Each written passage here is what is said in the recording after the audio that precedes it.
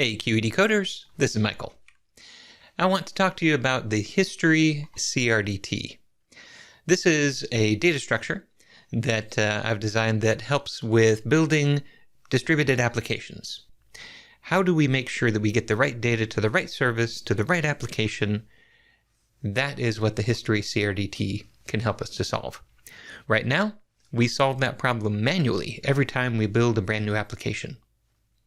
Maybe there's something that mathematics can tell us about that. So, I'm Michael L. Perry. If any of this is interesting to you and you want to learn a bit more, reach out to me at michael.perry@improving.com. We can get you set up and teach you how to do this stuff for yourself, help you out with a project or two. Let's start by talking about conflict-free replicated data types, just CRDTs in general. What are these things? CRDTs are a mathematical concept first described by Mark Shapiro and Nuno Pergusa. They wrote about CRDTs in a math paper where they invented the very first CRDT. And so a CRDT, a conflict-free replicated data type, is a data type that lives on multiple machines and prevents conflicts. Let's see exactly how it works. So in a CRDT, you have some internal state. We'll call it S.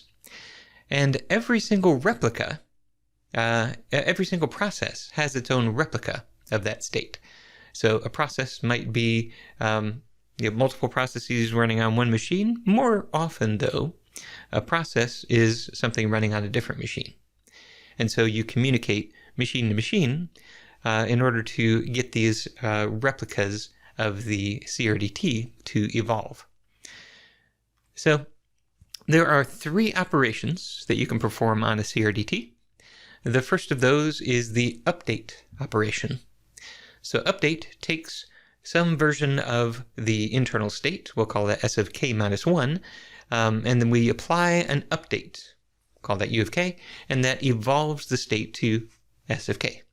So an update is something that's performed locally on the internal state of a CRDT. And then you have a merge.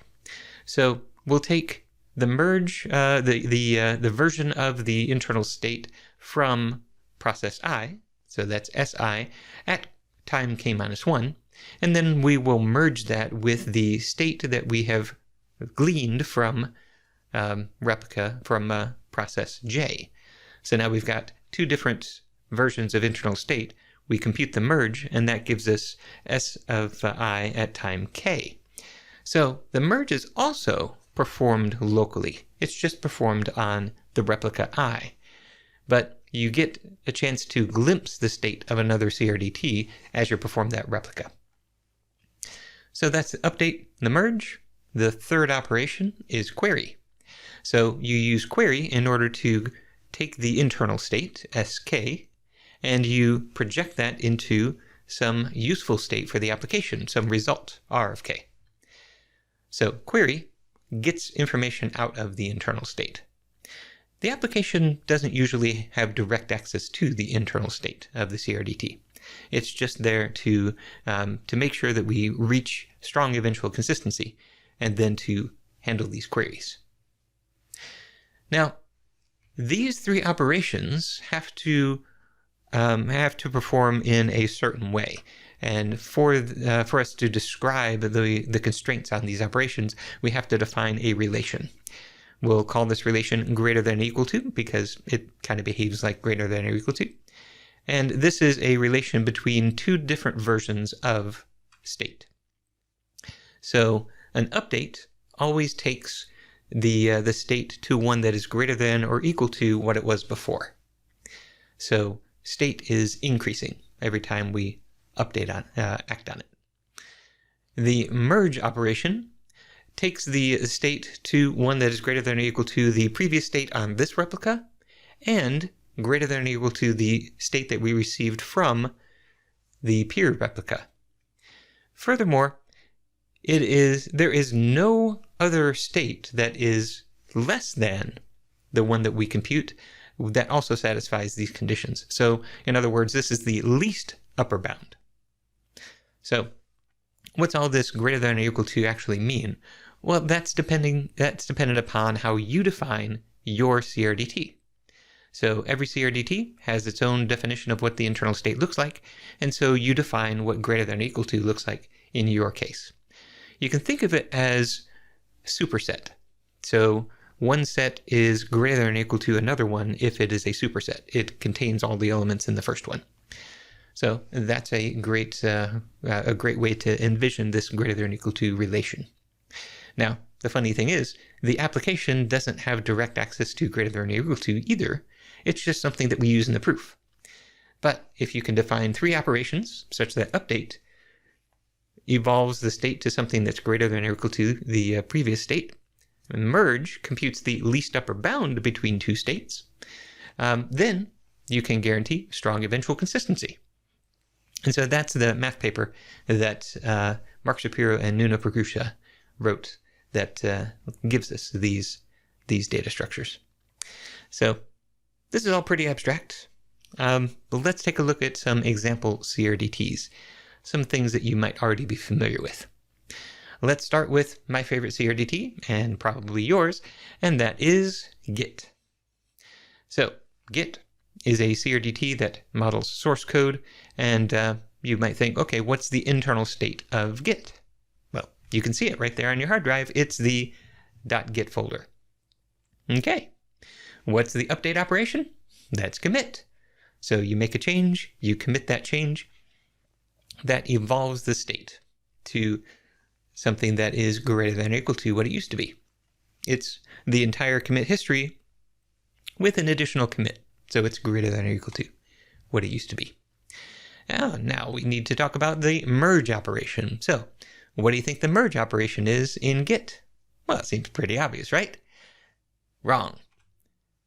Fetch or push, those are the 2 merge operations. When you fetch, you get the state of a foreign replica. You get the state of your upstream repository, and you then merge that state. You merge all those commits into your own Git repository. When you push, you take the states that you have locally and you push those to the remote replica, and it merges those into its repository. So that's just merging the histories. It's not actually merging the source code. So when we actually execute the merge or rebase commands, those are both examples of updates. They happen locally, and they create new history. So they evolve to something that's greater than or equal to the prior by creating those commits. So those are the update and merge commands for operations for Git. What about the query function? Well, in Git, to query, you perform a checkout. Check out a branch, you get a working set that is your result for that query. So there's Git. Now let's talk about the very first CRDT ever written about, and that is TreeDoc. TreeDoc is a CRDT that models documents. It's used for collaborative editing. So the state of TreeDoc is a buffer, and the buffer you can think of as a tree. It's not actually stored in memory that way. It's more efficient to store it as an edit buffer, but that's the basic idea. And then updates happen whenever you insert or delete text. Those add things to the tree. Even deletes add to the tree because it has to be greater than or equal to. You can't delete things because that would take it back to something that used to be in the past, and that wouldn't be greater than or equal to anymore. So you've got your updates or deletes whenever your inserts or deletes whenever you update, and then the merge operation is when you receive edits from your peer. So you're collaborating, they give you some edits, you give them some edits, and your trees both get bigger. And now you can see those collaborative edits. So what does query look like? Query takes that buffer and turns it into a document. So that's the query operation. So that's why you can look at a document after doing some edits, and then you can delete some stuff. You can get it back to what the document used to look like. So the document doesn't have to evolve to greater than or equal to, but the internal state has. And so we've just taken the part of that tree that looks like the current document and projected that onto the screen. So that's TreeDoc. So now let's go from the very first CRDT to the very worst CRDT, the most inefficient one ever, everybody's favorite, blockchain. So blockchain is a CRDT. It's a data structure that models scarcity. So the state of blockchain is just a linked list. That's all it is. Nothing magical about that. Update is this operation of mining a block. So one lucky person every 10 minutes in the world gets to perform an update. And then you share that block with everybody. And so when you append blocks to your linked list, that's the merge operation. So what are the queries that you can perform on a blockchain? Well, one popular query is to get the balance of a particular wallet. So that is a query that you perform on the blockchain. You don't need to see all the history. All you want to see is what's the current balance of this particular wallet. Here's the public key. What's the balance? That's the query. So these are some popular CRDTs that you might be familiar with. Now, these are all purpose-built. These are all constructed specifically for the problem that they solve best. Source code, collaborative document editing, scarcity. If you need to solve a different problem, these are not the best solution for you. You wouldn't want to create a distributed system that checks all your data into Git. That's just not what it's built for. So if you have somebody that wants you to build a distributed system and put everything on a blockchain, might not be the best choice unless you're modeling scarcity. But what if you did have a general purpose CRDT? You could do some pretty interesting things. So that is what we're going to talk about. But before we get there, we need to talk about why are we doing this in the first place? Why are we creating these CRDTs? That's to guarantee strong eventual consistency. We've heard the term eventual consistency before, but what is strong eventual consistency? Strong eventual consistency says that each replica will produce the same result after receiving the same updates. So eventual consistency means that they'll produce the same result eventually. But here, after receiving the same updates, it's a little bit stronger. That means that we don't have to then go into some consensus round and agree that we all have the same updates before we start producing the same results. After everybody receives the same updates, so we've got some number of updates that we combine together to apply to the various internal states. So we could apply an update to state locally. Remember, an update is a local operation, something that somebody performs on this replica right now. It's not sent to another replica to be updated, to be applied. It's applied locally. So you can receive an update by applying it locally or by merging state from a replica that has already applied that update. Those are the two ways that you can receive updates. So most of them are going to come to you by way of merge. So as soon as all of the replicas have received the same updates, they will produce the same result for the same query.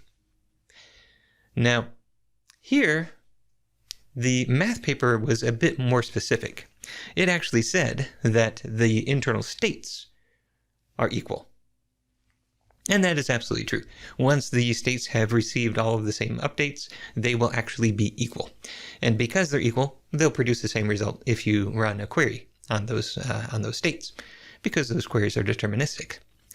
But I want to frame this eventual consistency in terms of the results you get from the queries. And that's going to be important as we talk about what a history CRDT adds to this picture. Because we're going to be talking about some cases where you get the same results from queries, but the internal state is different. And that can be useful. So let's start talking about strong eventual consistency in terms of the queries producing the same results. Now, you can have multiple queries. We talked so far about there being a update function, a merge function, and a query function. But in truth, you can have multiple query functions. In Git, for example, when you check out, you say, I want to check out that branch. So for every branch in your repository, you've got a different query function. You basically take that branch name and you encapsulate that within the function. Each one becomes its own query. For blockchain, you've got a different function for every wallet. What's the balance of that wallet, that wallet, that wallet? Each one's a different query. You can even perform a different kind of query altogether. Who's the owner of that NFT or that NFT or that NFT? So all of these are independent queries. So the query just encapsulates all of those parameters in the operation that it's going to perform, and the only thing that's left open to it now is what state it's going to perform that on. So let's start thinking about having multiple queries within our CRDT. Now that we have this idea of consistency being the queries return the same results and being able to have multiple queries, now we can talk about the additional guarantees that I would really like out of my distributed system that CRDTs alone don't give you. So these are things that I'm adding to the conversation. And these are things that the History CRDT can guarantee. The first one I'll call evidence. So given a query, so now remember a query has encapsulated all of its parameters, it's just going to operate now on a state. Given that particular query, you're going to find a subset of all of the updates, and then you're going to produce a state based on those updates. I'll call that state evidence. So the query on the full set of updates, the full state of the replica, is going to produce the same result as the query on just that subset, just that evidence. So that is evidence of this query. So if you think about it, you've got a situation in the world, lots of things have happened, but you really want to figure out an answer to a question, who committed this crime?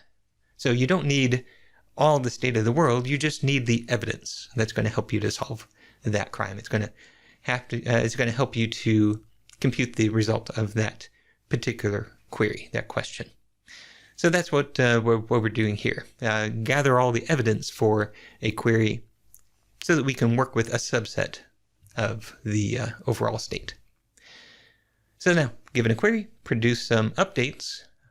The other side of that coin is invalidation. Given an update, I would like to find a set of queries such that those queries need to be invalidated. So to be more formal about that, what I'm saying is that if a query on S produces a different answer than a query on S with the update applied, then that query is in my set queue. So that's not saying that all of the queries in that set will produce different results. It's just this is the set of queries that could produce different results. So these are the ones that need to be invalidated and rerun. So how might these be useful in a distributed system? So if you're thinking about this mobile application, you're on your phone, you are working with your application, and you are logged in as a particular user. You are looking at maybe just your bank accounts, whatever. So you've got some subset of the information that you're interested in. You're going to be performing some queries on that. It would be very useful for the application to be able to compute the subset of updates and get those from the server rather than pulling down the entire bank and putting it on your phone just so you could look up your one account balance. So a subset really helps in a distributed system for each different node, each different device in the system to work with just the information that it needs to satisfy certain queries. Now, invalidation, that is really useful if you're working with a mobile application and a new update comes in. So you receive a merge. That merge delivers some updates in terms of the state that gets shared with you. So now you should be able to compute from that incoming information specifically what parts of the screen need to be redrawn. Every time you draw a part of the screen, you perform a query on that internal state, and then you put the results on the screen. So invalidation lets you update your user interface whenever things change. So these things are really very useful for building any kind of software, but particularly distributed systems where things are changing in different places and then they're going to be delivered. You want to be able to work with a subset, and you want to know what updates, what changes in the UI whenever you receive an update. So CRDTs in general don't give you these guarantees, but it would be really nice to have them. And so, to give them to you, finally, I present the History CRDT. So, what is this History CRDT and what makes it so great? The state of the History CRDT is a directed acyclic graph. Furthermore, the edges of this graph have roles. They're little labels that you can put on each of the edges. And the roles are something that you will use as you are querying that graph. You're going to be looking for edges in a particular role and following those. So they help you to traverse the graph. So a directed acyclic graph having roles on the edges. That's the state. The update operation is what you do when you insert one node. You insert also all of the edges that start at that node, so where the tail of the edge is at that node. Those get inserted at the same time, and the arrows, the heads of those edges, can never point back to the node that you are inserting. They have to point to nodes that are already in the graph. So if you follow those rules, insert one node at a time, the edges all come from that node and they don't loop back to that new node, then you can guarantee that the graph remains acyclic. So this is how you construct a directed acyclic graph in the History CRDT. Now, you've got the merge operation where you take a different state, so this will be a different graph, and you perform a set union. So you union all of the nodes and you union all of the edges. Edges that leave a node are part of that node's identity. So if you perform this merge, then you're not going to end up with new edges leaving a node, because those new edges would be part of a different node. They would be part of its identity. So this merge will, again, retain the acyclic nature of the graph. And so these are your operations to evolve a History CRDT, a directed acyclic graph, from one state to the next. And now, when you want to get information out of the History CRDT, then you perform a query. And queries in the History CRDT look a little bit complicated, so let's walk through what they are. A query has a specification. So a specification describes a set of nodes. It gives them labels. So in this specific instance, I've defined two labels, R and S. So R is a given node, so I'm going to start with that one. And then S is a label that I apply with some constraints. So I'm looking for all nodes S such that there's an edge from S that points to R. So that's what that condition means right there. So you've got that specification, and then you also have a given. So the specification combined with the given gives you the query. The given is a tuple. In this case, we only require one node to start with, R, and so our given is the tuple that says R is the node A, that root of the CRDT that we have there. And so now we can see, looking at that directed acyclic graph, that there are two nodes in that graph that satisfy this condition and could be called S. It's B and C. So B has an edge X pointing to A, and C has an edge X pointing to A. And so now when I execute this query, I will get out a collection of tuples. And so those tuples include the givens. So R being mapped to A is a member of both of those tuples, but then B and C are the outputs of that specification of that query. So that entire tuple, that entire set of tuples, AB and AC, that is the result of that query. Wow, that's pretty abstract. That's pretty hard to follow. So let's make this real. Let's talk about a school. So here we have a directed acyclic graph that models Janaga Academy. So we've got some node at the top that has that value, that identifier, and then we've got a few nodes. We've got a couple of semesters, the fall and spring semesters of 2020 and 2021, and then we've got a course. So the course identifier is CS 101. So we have one offering of CS 101 in the fall and another offering of CS 101 in the spring. So this is modeling the catalog of Janaga Academy. You can see the labels, the roles as they are described on the edges.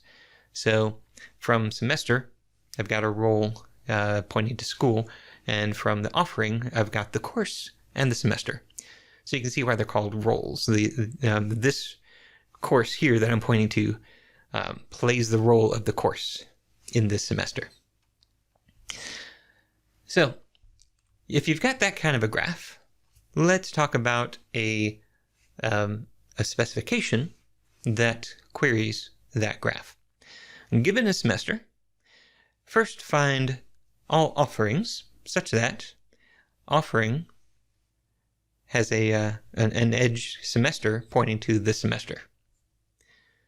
And then find all courses such that the course is equal to the offering's course. So there's an edge from offering up to the course.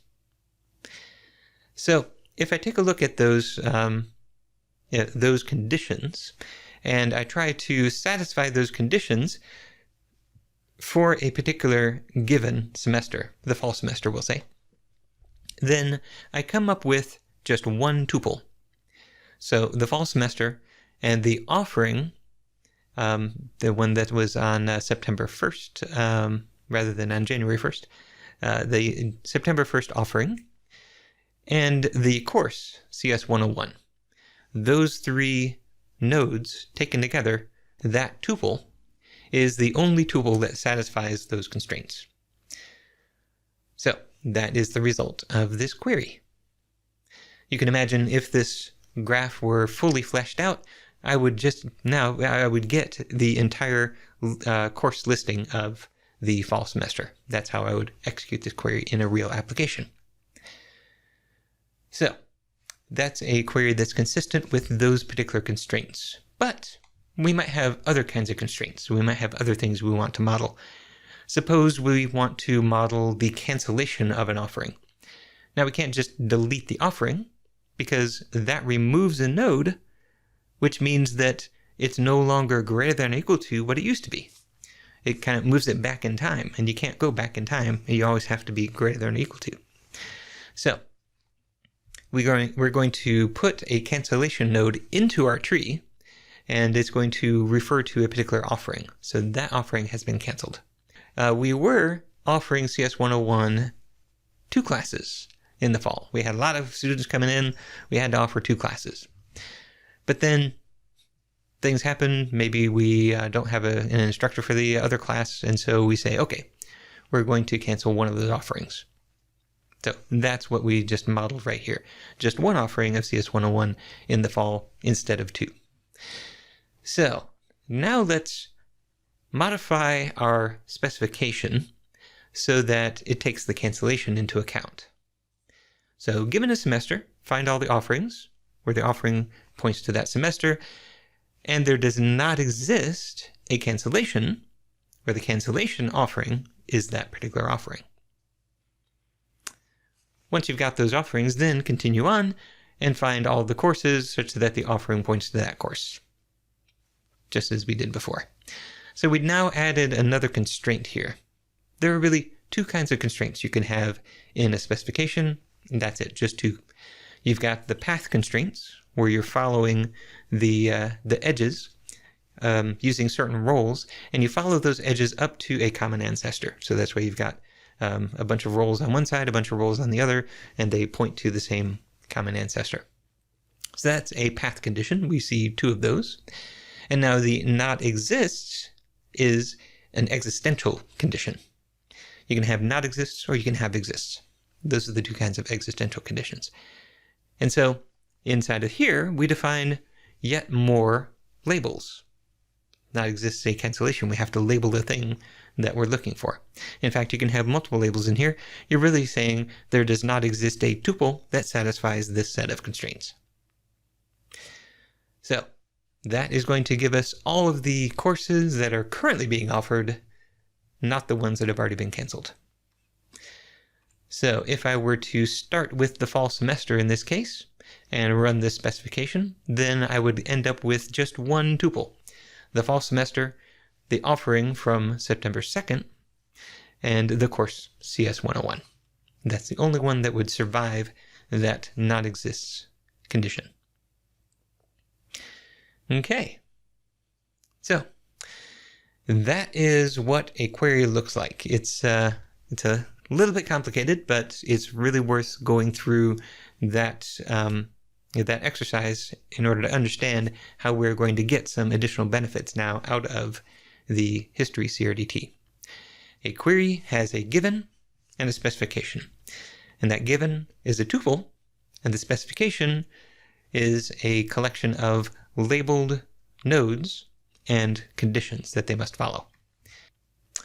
All right, now that we see what the History CRDT is, let's see how it satisfies these additional properties.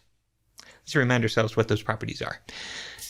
The first one was evidence. Given a query, find a subset of updates that will give us the evidence for that query. The state produced from those updates, which is a subset of the overall state, that state will produce the same result when applied to that query as the full state. So that is evidence for that query. Now, how do we produce evidence given a history query? So this is what a history query looks like. We've got our given, we've got our specification. Let's take this specification, and when we run the specification, it's going to give us a set of tuples. In the History CRDT, an update means adding a node to the directed acyclic graph. And these tuples are collections of nodes. The results of the query are evidence, but that's not all of the evidence. There's more evidence than I need for this particular query. I'm going to call these queries that produce evidence feeds. The additional feed that I need in order to provide evidence for this original query is the query of cancellations, because those cancellations are not going to be part of the results. So I am deliberately going to be excluding the canceled courses, but furthermore, this query, it labels the semester, the offering, the course, and it's going to produce a tuple that has those things, but it's not going to contain the cancellation because canceled courses have been excluded. So they're not even part of the tuple, they're not part of the results. So I need an additional feed. Now I call these feeds because if we were to talk to a peer, talk to another process and say, hey, here's a query, I want you to give me a bunch of evidence. It could simply set up a couple of feeds and say, all right, start drawing the results from those feeds. And that is precisely how that operation is performed. So in order to produce evidence, you first turn your query into a set of feeds, and then you execute those feeds from that same starting point. In this case, the same semester. All right, so that's evidence. Now let's talk about invalidation. So to remind us what invalidation is all about. Given an update, I want to find the set of queries that need to be invalidated. So if a query produces a different result after applying that update, then it's part of that set of queries. So given this query, how am I going to find when a brand new update invalidates this query? Well, I can begin by observing the fact that the specification gives me back a set of tuples that are consistent with all of these conditions. So the conditions are all satisfied for all of the elements in the tuple. It just so happens that they also all start with that particular semester. But what if I didn't know that? What if I instead started with the offering? Now I've got a set of tuples, and if I look at the semester of those tuples, if that semester is equal to this semester, then I know that there's a brand new tuple that needs to be included in this result, and I can invalidate the query. So what I'm going to do is I'm going to take all of the labeled nodes within that specification, and now I'm going to rearrange them so that the offering is the given. And now let's put all of the conditions back in. Notice the not exists condition didn't make it back in. The reason for that is that the offering is the thing that we just learned about. We could not have yet possibly learned about the cancellation of that offering. So we can ignore that as an optimization. And so we end up with this specification, which is the inverse of the other one. It puts something else in the givens. And so now I can say, okay, that's one inverse. Let me look back at my specification, see if I can find some other inverses. Are there other things that I need to rearrange in order to tell me when this query starting at this particular semester has been invalidated? Yeah, I can see one other thing that I need to do. The cancellation. So anytime I see a not exists, then I need to dive into that condition, and I need to bring those labels out. So let's focus on the labels including the not exists, and let's percolate that cancellation up to the top. Make that the given. We rearrange the other labels so that we can put those conditions back in place. And now any tuple that satisfies that set of conditions will include the semester of the query that needs to be invalidated. So I compute these inverses whenever I run that query, and I save the inverses away. And now anytime I see a new offering, I run the inverse to see if that query needs to be invalidated. I see a new cancellation, I run the inverse to see if that query needs to be invalidated. And that is how I'm going to compute the set of queries that need to be invalidated given a new update. So that gives me these two additional guarantees. I have evidence that given a query, I can find feeds, and then I have invalidation. Given a query, I can find inverses. Now there's something really interesting that happens. Notice feeds are queries, which means that given a query, I can find the feeds that provide the evidence, but then I can find the inverses of those feeds. Those feeds can be inverted too, and so they can be invalidated. That means that I can learn about new updates and know how to propagate them. I know which feeds they belong to. So let's suppose I'm using my mobile app, and I've logged in and I've gone to my accounts page, and so now I've performed a query. I share that query with the server so that I can pull the information back. But in addition to giving me the information in the form of the feeds for that query, so that I have now the evidence, that server can now propagate that query to its peers. So maybe one of those peers goes off and it performs an index on all of that information. and then another peer goes off in a different direction, and that hits somebody using their app. And now they open up their app and they transfer some money to me. So they provide an update. This update happens to invalidate that particular query. And so now they understand that that update needs to be part of the feed that that query produced. And so that's going to send the update back to the node, the replica that produced that query in the first place. And furthermore, that is going to invalidate the feed, which means that the update is going to flow back toward the nodes, the replicas that produced those queries, that shared those queries with them. Now, when we get here, the server received the query from the app. It didn't receive it from the index. So it doesn't send the update down that path. It just sends it back to the app. And the app then performs the invalidation and refreshes the page. And so now I have just produced the network topology that is necessary in order to exchange this particular information.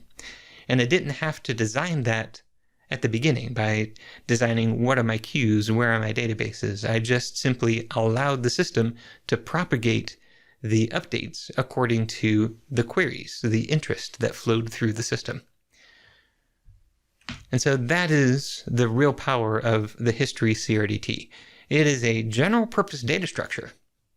You can build any application that you want to build on top of it, so long as that application can be modeled as a directed acyclic graph. And that general purpose data structure derives the message topology from the queries, from the application itself. So, if you want to learn a bit more about this, check out immutablearchitecture.com to find out more about the art of immutable architecture. I've got a reference implementation of the History CRDT in Janaga, and that's at janaga.com. Find me at michaelperry.net and reach out to me at improving.com so that we can help you to design your own History CRDT implementation for your application. Thank you very much.